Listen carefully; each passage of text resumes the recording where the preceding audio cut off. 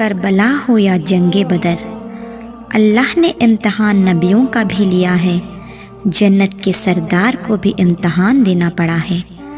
آدم علیہ السلام ہو یا محمد صلی اللہ علیہ وسلم، آزمایا سب کو گیا ہے۔ ہم اتنی سی تکلیف سے گھبرا جاتے ہیں، سوچو کیا حال ہوا ہوگا فاطمہ کا، دیکھا ہے انہوں نے اپنے بیٹوں کے سر میزوں پہ چڑھتے ہوئے۔